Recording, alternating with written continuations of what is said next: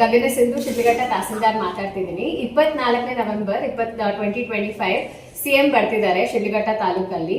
ನಮ್ಮ ಜಿಲ್ಲೆಯ ವಿವಿಧ ಕಾರ್ಯಗಳ ಕಾಮಗಾರಿಗಳ ಉದ್ಘಾಟನೆಗೆ ಸಿಎಂ ಅವರು ಆಗಮಿಸ್ತಿದ್ದಾರೆ. ಸೊ ನಮ್ಮಲ್ಲಿ ಮೇನ್ ಆಗಿ ಹೈಟೆಕ್ ಸೆರಿಕಲ್ಚರ್ ಮಾರ್ಕೆಟ್ ಅನ್ನೋ ಕಾಮಗಾರಿ 200 ಕೋಟಿ ಪ್ರಾಜೆಕ್ಟ್ಗೆ ಉದ್ಘಾಟನೆ ಮಾಡ್ತಿದ್ದಾರೆ. ಅದಲ್ಲದೆ ನಮ್ಮ ಜಿಲ್ಲೆಯ ಎಲ್ಲಾ ಕಾಮಗಾರಿಗಳ ವೆಚ್ಚ ಬಂದು 2000 ಕ್ರೋರ್ಸ್ ಪ್ರಾಜೆಕ್ಟ್ ಆಗಿರುತ್ತೆ.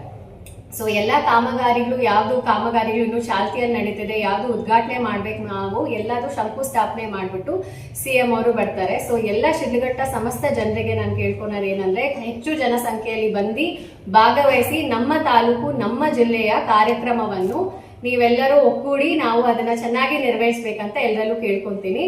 ಎಲ್ಲರೂ ಬಂದು ಭಾಗವಹಿಸಿ. Thank you. ಕಾರ್ಯಕ್ರಮ ಆಗಿರೋದ್ರಿಂದ ಡಿಸಿ ಆಫೀಸು ಮತ್ತೆ ಸಿಎಂ ಪ್ರೋಟೋಕಾಲ್ ಅಲ್ಲಿ ಏನಿರುತ್ತೆ ಎಲ್ಲ ನೋಡ್ಕೊಂಡು ಅವ್ರು ಮಾಡ್ತಾರೆ.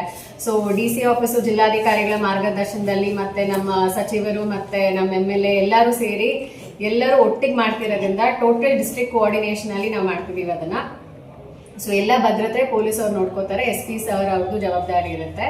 ಸಿಎಂ ಅವರು ಹೆಲಿಪ್ಯಾಡ್ ಅಲ್ಲಿ ಬಂದು ಇಳಿದು ಅವರು ಇಲ್ಲಿ ಆಗಮಿಸಿ ಸ್ಟೇಜ್ ಕಾರ್ಯಕ್ರಮ ಇರುತ್ತೆ. ನಮಗೆ ಸ್ಟೇಜ್ ಮತ್ತೆ ಊಟದ ವ್ಯವಸ್ಥೆನೂ ಇರುತ್ತೆ. ಊಟದ ವ್ಯವಸ್ಥೆ ನಾವು ಎಲ್ಲ ಜನರಿಗೆ ಏರ್ಪಡಿಸಿದೀವಿ. ಮತ್ತೆ ನಾವು ಮೀಡಿಯಾದವ್ರಿಗೆ ಮತ್ತೆ ಸಿಎಂ ಅವ್ರಿಗೆ ಎಲ್ಲರಿಗೂ ಊಟದ ವ್ಯವಸ್ಥೆ ಮಾಡಿ ಎಲ್ಲ ಕಾರ್ಯಕ್ರಮವನ್ನು ಅಲ್ಲೇ ನಾವು ಯಾವ್ಯಾವ ಸ್ಥಳದಲ್ಲಿ ಅಂತ ನಿಗದಿಪಡಿಸಿದೀವಿ, ಅದೇ ಸ್ಥಳದಲ್ಲಿ ಎಲ್ಲ ಕಾರ್ಯಕ್ರಮವೂ ನಡೆಯುತ್ತೆ. ಇಲ್ಲ ಅಂದ್ರೆ ಹೆಲಿಪ್ಯಾಡ್ ಅಂತ ಅನ್ಕೊಂಡಿದೀವಿ. ಇನ್ನು ಫೈನಲ್ ಕನ್ಫರ್ಮೇಶನ್ಸ್ ಏನಾಗುತ್ತೆ ನಮ್ಗೆ ಲಾಸ್ಟ್ ಮಿನಿಟ್ ಅಲ್ಲೇ ಗೊತ್ತಾಗುತ್ತೆ. ಮೇಡಮ್, ಈಗ ರೀಲರ್ಸ್ ಬಹಿರಂಗ ಒಂದು ಸ್ಟೇಟ್ಮೆಂಟ್ ಮಾಡಿದ್ದಾರೆ, ಕಪ್ಪು ಪಟ್ಟಿಯನ್ನ ಪ್ರದರ್ಶನ ಮಾಡ್ತೀವಿ ಸಿಎಂ ಕಾರ್ಯಕ್ರಮದಲ್ಲಿ ಅಂತ. ಅದಕ್ಕೆ ತಾವು ಯಾವ ತರ ಕ್ರಮಗಳು ತಗೊಂಡಿದ್ರಿ ಅಥವಾ ಸಭೆ ಏನಿದೆ ಮಾತಾಡ್ಬಿಟ್ಟು ಮತ್ತೆ ಏನ್ ಬೇಕು ನಮ್ ಕಡೆಯಿಂದ ಸೂಕ್ತ ಕ್ರಮ ಮತ್ತೆ ವ್ಯವಸ್ಥೆಗಳೇನಿದೆ ಮಾಡಿದೀವಿ.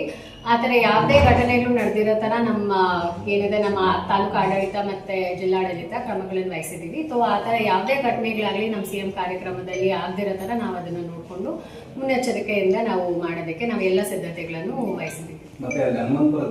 6 ಕಡೆ ಪಾರ್ಕಿಂಗ್ ಅಂತ ಅನ್ಕೊಂಡಿದೀವಿ. ವಡ್ನಾಯಕನಹಳ್ಳಿ ಗೇಟು ಮತ್ತೆ ಹನುಮಂತಪುರ ಎಂಟ್ರೆನ್ಸ್ ಅಲ್ಲಿ ಏನಿದೆ ಒಟ್ಟು ಎಕರೆಯಲ್ಲಿ ಅಲ್ಲಿ ಒಂದು ಬಸ್ಗೆ parking, car parking, 2 wheeler parking ಅಂತ ಹೇಳ್ಬಿಟ್ಟು 6 ಪಾರ್ಕಿಂಗ್ ಜಾಗಗಳನ್ನ ನಿಗದಿಪಡಿಸಿದೀವಿ.